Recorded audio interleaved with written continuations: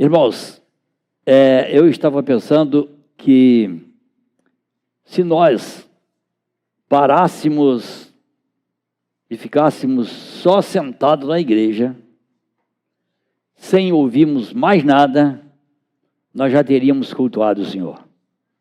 Não é? O Joel foi muito feliz no versículo que ele citou no início. Não é? A palavra de Deus, ela é extremamente maravilhosa, fala ao nosso coração. Os hinos, os irmãos que cantam aqui à frente, não conseguem fazer a ideia o quanto Deus usa vocês para nos abençoar. Deus abençoe a vida de vocês que vêm aqui atrás, na frente, louvar o Senhor. Que vocês continuem sendo usados, né? A palavra diz que quando nós temos, será acrescentado. E quando a gente não usa o que a gente tem, até o pouco que tem, nos é tirado. Não é? Então, quanto mais vocês louvarem o Senhor, mais bonito vocês vão estar louvando o Senhor. É algo assim maravilhoso. Não é? E isso é obra do Espírito Santo na vida do povo de Deus. Não é? Irmãos, eu já tive a oportunidade de pregar muitas vezes na igreja, mas depois dos 30, né, igual eu fiquei, a gente vai acabando tendo mais dificuldades e a gente tem que ir deixando para os mais novos. Um dia eu falei para o Joel, não sei se ele se lembra, falei, agora eu já posso deixar o meu espaço para você. Tá?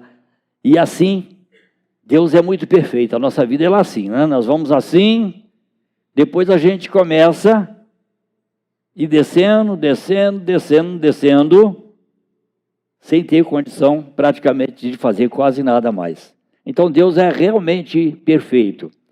E eu comecei a preparar para me falar para os irmãos aqui nesta noite, eu observei a dificuldade que eu tive de me preparar. Muita dificuldade. Vocês não fazem ideia quanto tempo que eu estou me preparando para trazer essa palavra tão simples que vou trazer para vocês. Mas eu tenho certeza absoluta que uma pequena frase talvez vai ficar gravada no seu coração. Não é por mim, mas é porque Papai do Céu é realmente misericordioso. E se uma frase ungida pelo Espírito Santo que for proferida por mim e ela falar ao seu coração, ela pode mudar a sua história. Deus é extremamente maravilhoso. E eu quero ler com os irmãos Mateus capítulo, deixa eu ver aqui, Mateus capítulo 4, quero ler o versículo 18, versículo 20 e o versículo 23. E diz-nos assim, 4, 18, 20 e o 23. E caminhando junto ao mar da Galileia, viu dois irmãos, Simão chamado Pedro e André, que lançavam as redes ao mar, porque eram pescadores. O versículo 20. Então eles deixaram imediatamente a rede e seguiram-no. O versículo 23.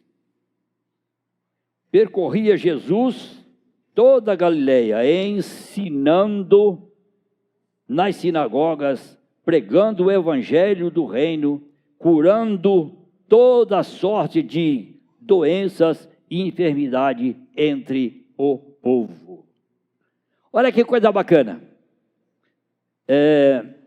Jesus estava passando assim, do lado do mar, e quando eu li esse texto, eu me lembrei que alguns dias atrás, nós tivemos lá no nosso retiro, e eu fui andando à beira da praia, que coisa maravilhosa, né?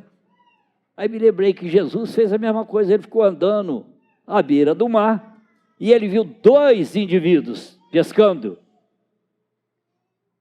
E ele resolveu chamar esses dois cidadãos para acompanhá-los. E Jesus chama Pedro e André e diz para eles assim, olha, vem e segue-me.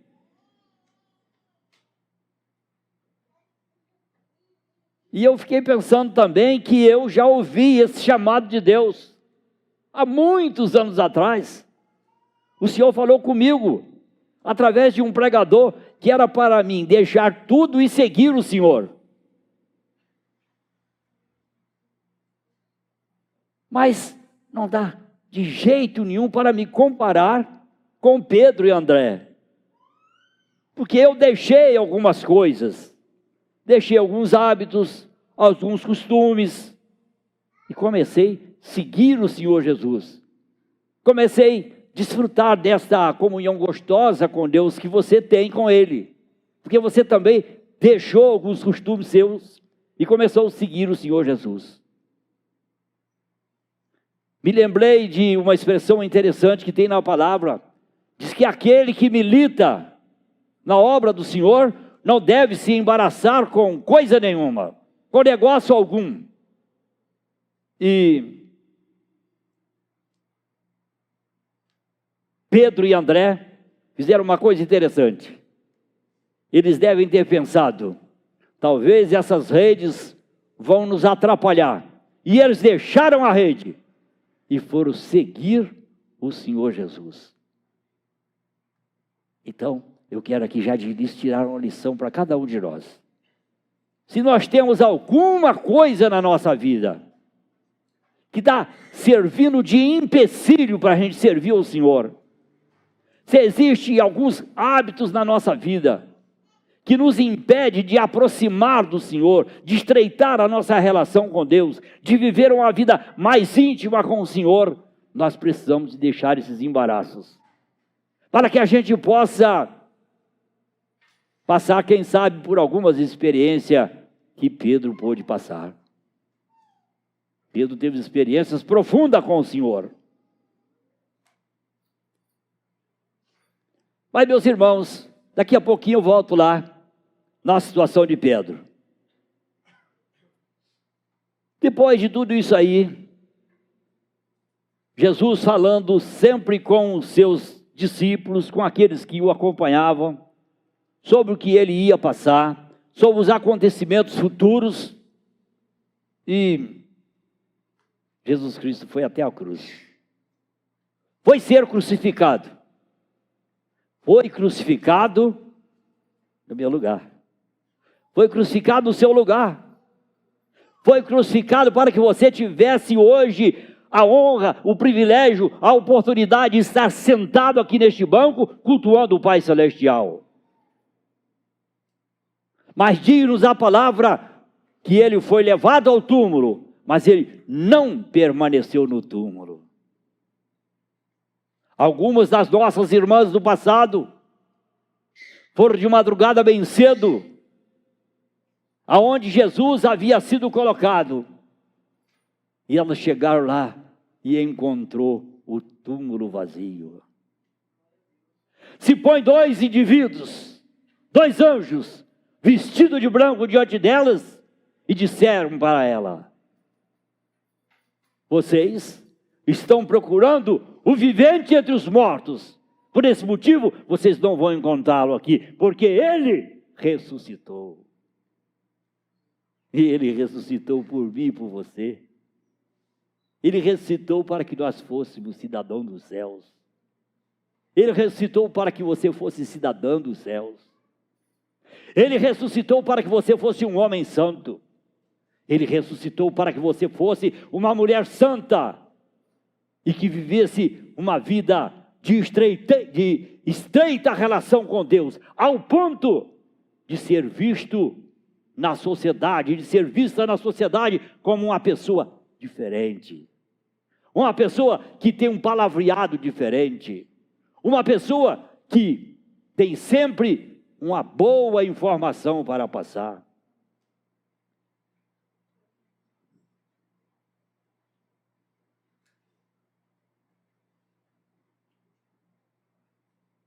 Meus irmãos, Jesus Cristo falou algo interessante para os discípulos.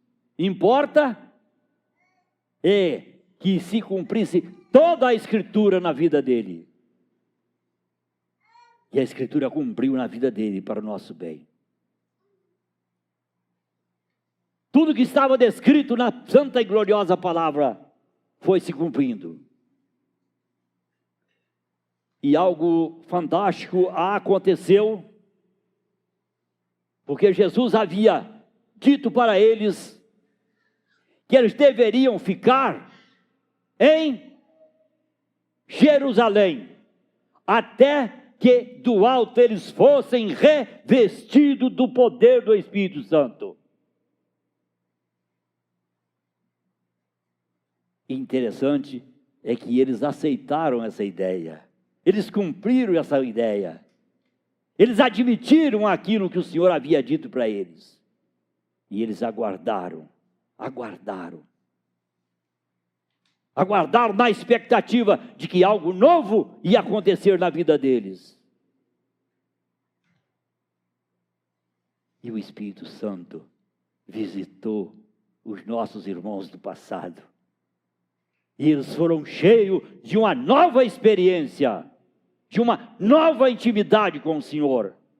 Eles já não sabiam apenas sobre aquele Jesus, que eles encostavam nele e pegavam, quem sabe assim, como eu estou pegando em mim, mas eles tiveram uma experiência com o Espírito Santo do Senhor e passaram a viver uma nova vida. Uma vida de poder, uma vida de comunhão com Deus, uma vida que fazia diferença por onde eles andassem. Veja que algo novo aconteceu quando Pedro e João foi ao templo orar. Eles foram orar. E quando eles estavam a entrar no templo, diz que um cidadão, que desde a sua infância ele era coxo, ele expôs a mão para Pedro e João, na expectativa de receber algo financeiro de Pedro e João. E eles disseram o seguinte: olha, nós não temos ouro nem prata, mas o que tenho, isso te dou. Em nome de Jesus Cristo, o Nazareno, levanta e anda. E às vezes eu fiquei pensando, quando eu estava me preparando para falar alguma coisa para os irmãos, eu comecei a pensar que às vezes nós somos tão questionados no trabalho, na rua, com as pessoas que nós convivemos.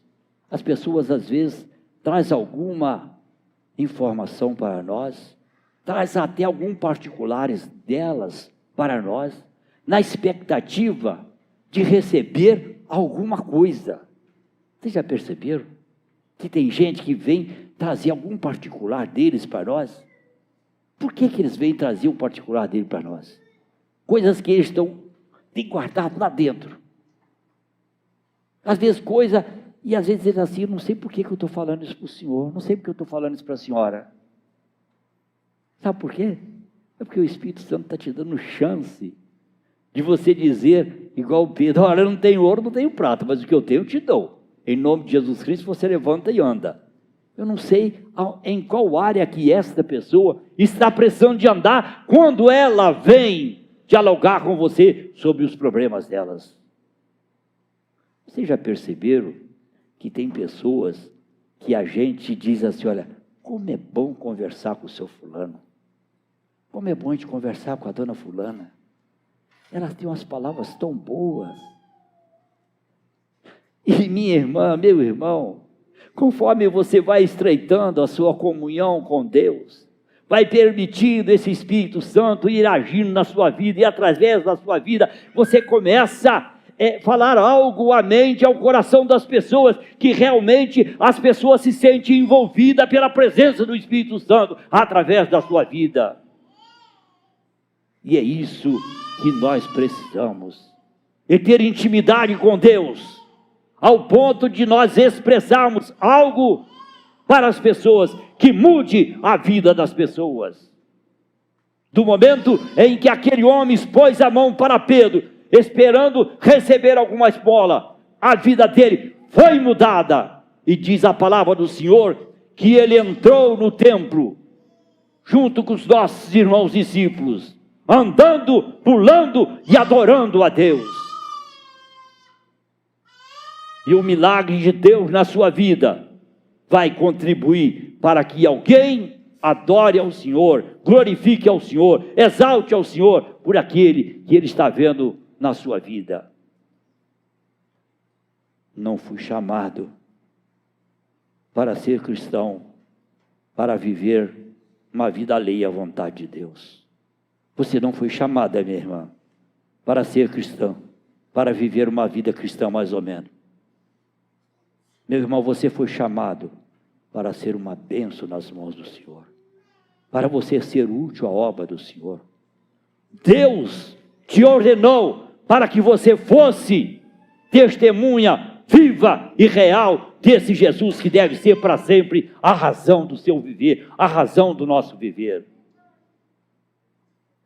Atos 1, versículo 8, nos tem uma mensagem fantástica. Mas diz assim, olha: mas recebereis a virtude do Espírito Santo que há de vir sobre vós, e ser-me-eis testemunhas. Ser-me-eis testemunhas. O Espírito Santo faz isso conosco. Quando Ele entra no nosso coração, na nossa vida, nós começamos a testemunhar de Jesus. Testemunhamos de Jesus com o nosso olhar. Testemunhamos de Jesus com as nossas palavras. Testemunhamos de Jesus com a nossa roupa, com a nossa forma de vestir, com a nossa forma de trajar. Por quê? Porque nós queremos viver uma vida que agrada realmente a Deus. E vós sereis testemunha, tanto em Jerusalém. Meus irmãos, e esta testemunha que nós podemos ser. Após Pedro ter realizado esse tão grande milagre no nome do Senhor. Não tenho ouro, não tenho prata, mas o que tenho te dou. Levanta em nome de Jesus Cristo e anda. Atos 3, versículo 19.